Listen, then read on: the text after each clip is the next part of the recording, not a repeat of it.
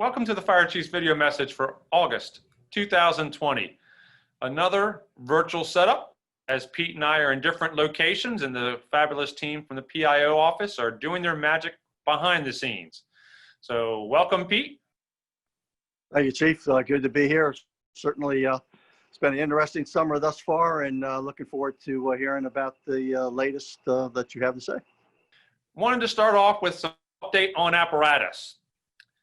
Just a few days ago, folks were out in Weyauwega, Wisconsin, looking at new truck 727. As these pictures show, these are December of 2018. This was RT3 at the time when it crashed on Interstate 70 westbound heading towards Hagerstown during that snow and ice storm. And as these pictures outline, we were very lucky that day that the driver was minor injury and that the tiller cab was unoccupied as it was in transit driver only. Fast forward a good bit, just about a year and a half, and now we were in Wisconsin, like I said last week. Here, these pictures show the new truck 727, almost finished of its rehabilitation and return. So this truck is going to the Academy. It's going to support the daily activities at the Academy, driver's training class A, firefighting classes, rescue technician classes. It's still a fully certified NFPA unit. It's still capable of and will be available to come out to the field in May on days like September 11th or other critical days, or when we get to extreme critical nature with our aerial fleet, may come out to the field, but it'll come to the county and to the region here shortly, and you will be seeing it at the Academy in a little bit of time. So new truck 727. Now, in addition, while the crew was out in Wisconsin, they went to Appleton, the primary Pierce facility, and inspected new engine 710. As it shows here, it's on the blue floor in the fleet room being inspected. It's a Pierce as the county spec with a few modifications that Cabin John had added to it. And again, it's coming to Station 10 in a few upcoming weeks to expand the service delivery at Station 10. So what do you think about those, Pete? Of course, this is on the trail end of us accepting a lot of apparatus over the last couple of months and the last year for that matter. So, you know, the engines and EMS units are in place. So it continues. I know that we have some rescue squads, some other heavies, and some other units, engines, in fact, going in service here soon. So pretty exciting period, but of course, been a long time coming, but over the last couple of months in particular, but the last year for sure, we've gotten a lot of new apparatus into Montgomery County, and that continues. I know you're going to be talking about the budget here coming up, and you know, that is certainly one thing that will come into play. But again, the very important to keep that apparatus, the capital improvement budget and the apparatus replacement plan, keep that going forward. So certainly looking forward to that, and this effort continues. So good work there, Chief, and you know, it's a good time of year. Well, it's definitely a great thanks to the folks at CMF, the folks that help with and participate in those inspections and those trips, because that is a very labor-intensive process, both with the material and spec review, as well as engineering conferences and crawling around and over apparatus when they're actually at the factory in midpoint or final. So good amount of work, great products in the results, and more on the horizon. Just got to get a few more things buttoned up, and we'll be talking about that in upcoming videos. But you talked about budget, and that was something we wanted to touch about today. And we have processed through the FY21 spending plan revision that has an impact with the recruit class. The timing of that, the folks for recruit class 48, we sent out about 400 letters here recently inviting people to come to the Academy and start the seat pat process. start the interview activities. So that is underway 4 nights a week and Saturdays at the Academy. CPAT is ongoing. So thanks to everybody who's supporting the CPAT process as we work to hire recruit class 48. They should start on February 1st. It's a class that we're aiming to graduate 57 folks. So we'll start with a little bit over that. But good work on the recruit class 48 process as we move to that point. The economic questions remain. The economic concern is ever present, and there could be additional budget activities or budget reductions on the horizon. So we're going to continue to ensure we provide quality service as everybody does on a daily basis and provide the right tools and resources to our folks. But a lot of work done behind the scenes, and CPAT is just another example of that. Certainly a lot of adjustments, not only in our personal everyday lives, but our work environment.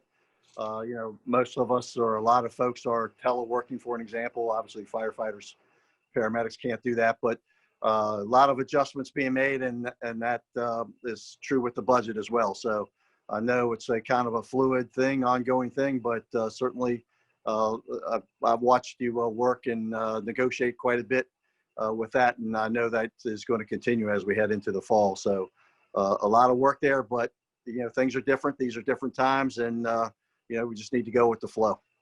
Correct. And one of the things was the IT restructure. I sent out a communications yesterday about that as a part of refinements within support services. This plan was developed several months back, and it takes similar activities that were in different parts of the organization and groups them together.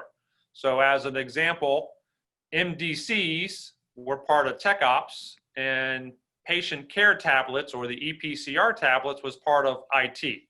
We had computers in Tech Ops and computers in IT. So there was a lot of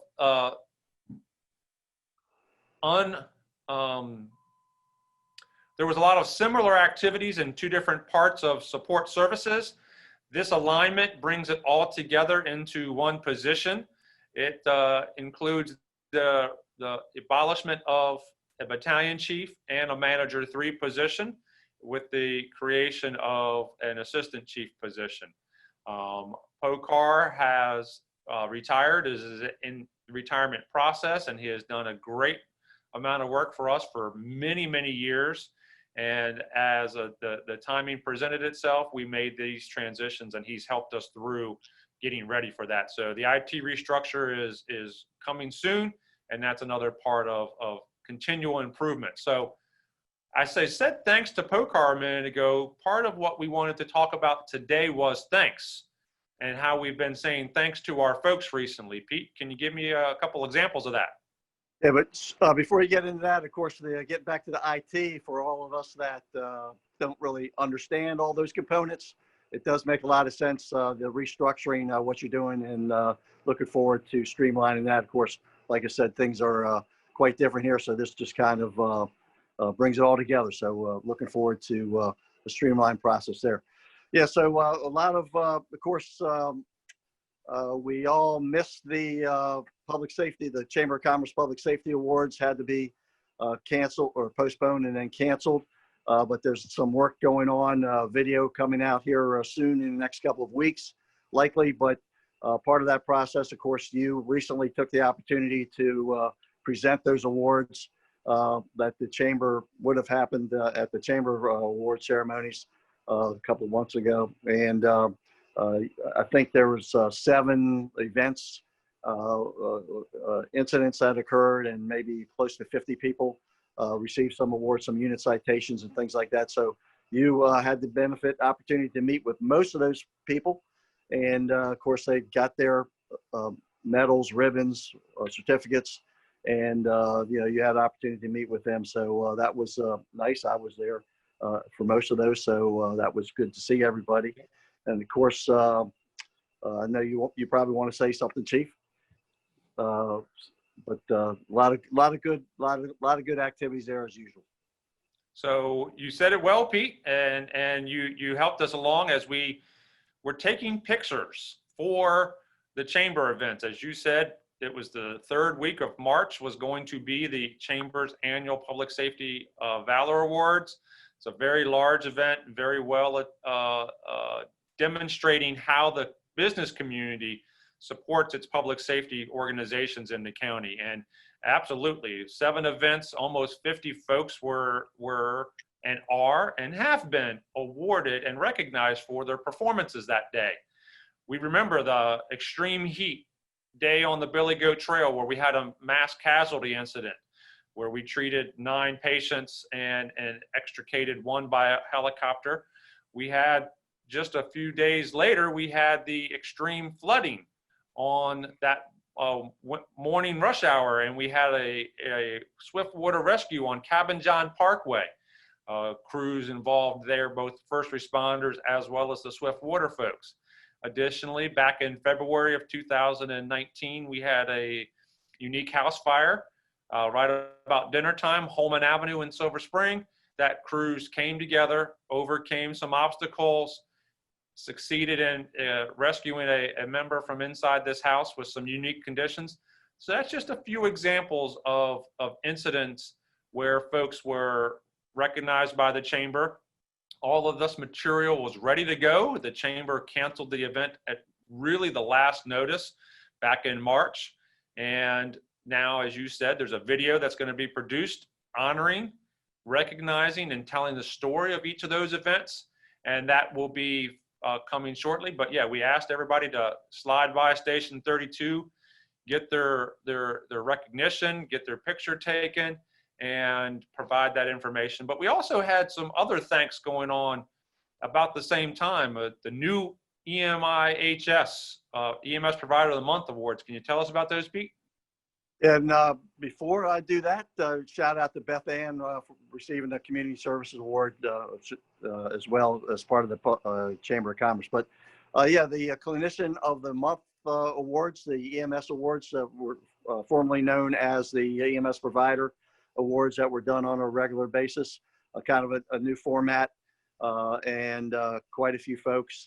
They also produced a video that is available, but you know, just some fantastic activities and events, responses that show the chain of survival in a lot of cases, a lot of lives saved, and in some cases the person the patient was able to interact virtually with some of our responders. So again, this was a case where the EMS folks went around to several different stations on one of the shifts. They're going to catch all the shifts.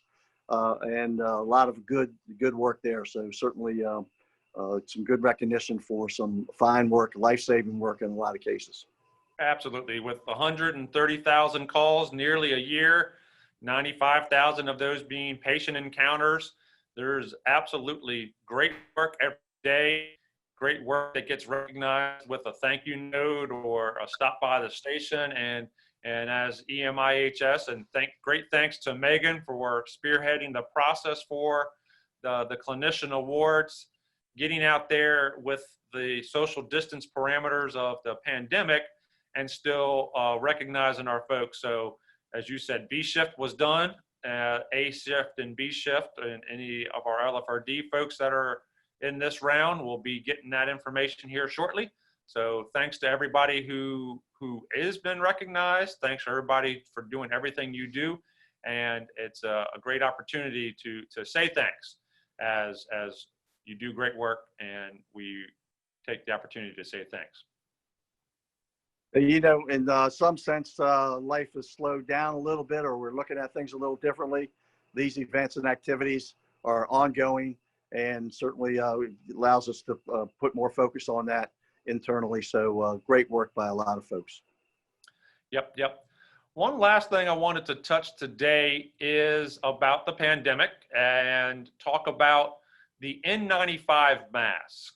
There's a big change that has started back in June and is in the final phases, and we're needing everybody's cooperation. For many years, we as an organization utilized the 1870. And it was very special because of its fold flat nature, stored very nicely in all of the EMS bags and then popped up and was able to be utilized. That's what we started out with, and we got through, and we are on the last bit of our supply of the 1870s. But we can't get any more 1870s.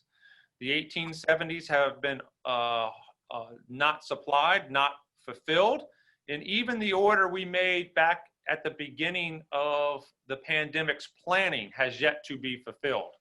So we had to switch, and one of those switches went, and we switched to the 8210. It's a molded mask, also made by 3M, but as it's a different model, we had to do fit testing. Everybody gets fit tested traditionally through FROMs and their periodic physical cycle, but we have to get everybody fit tested on this new mask so you can use it in the field. And that process started a few weeks back. And as I said, our supply is getting very low on the 1870s. So some of you have had to go to FROMs to get fit tested to see, because some of you don't smell that saccharin material. A few folks may end up having to go to Dennis Avenue to the public health fit testing, where they have a different machine and get fit tested on these devices. One of the challenges about the 8210 is that it's molded. And as you've seen, and as this orange PPE kit outlines, we had to develop new ways of how we stored this protective equipment, new ways to keep it safe, because no longer is it nice and flat. It's now that molded cup situation. So the PPE kits are out there. The 1870s are going away. The 8210s are on the way. Make sure you get that fit testing complete. Make sure that you are using the right mask. If we have some special circumstances out there, we will take care of those, but fit testing is critically important. As we have done through the pandemic to this point, succeeded with keeping our folks safe and healthy with protective equipment. This is the most critical part as it comes to the advancement, just like the gloves, just like the gowns, just like the eyewear, the N95. So get fit tested, have questions, talk to your chain of command, but fit testing is critically important. We need to wrap this up, folks. And I guess we can always remember Mom in this case. Mask on, Mary, mask on, Marilyn, and certainly one simple task: wear a mask. Yep, as you said, Pete, that it is a simple task, but I'm going to tell you it's also very challenging. We are at work for 12 hours. We're at our volunteer period for 12 hours. We're in the buildings for 18, 24 plus hours. And you're being asked to wear a face covering the vast majority of that time. So guys and gals, we understand the complexity of that. We understand those challenges. It is also one of the most protective capabilities that you can do to help keep you safe and your coworkers safe, is wearing that face cover. Yep, when you leave the station to go on a call, you got to switch to a mask, maybe a surgical mask, maybe an N95. When you're going on a structure fire, you got to take your face cover off to put on your structure gear. You got to, then in place back on another cover or pull up your Nomex hood.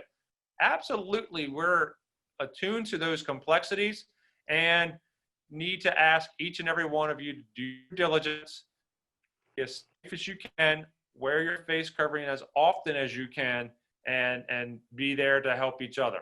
So yes, Pete, wear your mask. So is that wow, right? And then you had Mom. That's it. So stay well, stay safe. And that's where we're going to wrap it up for this month. As I did before, if you want to come join me and you have a topic you want to talk about with me on the video, we can do that. Reach out to Pete. Come take his seat behind the camera.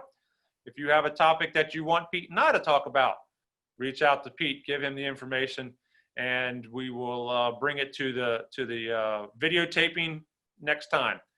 Still August. we're all talking about getting our kids back in school, or what's going to happen as school comes back around. That's a big challenge as the community, as the country prepares to adjust to a start of a school year during the pandemic. So take care, stay safe, continue to hydrate for sure, as we are definitely in a little lull right now of the hazy, hot summertime. But till next month in September, take care, everybody. Stay safe.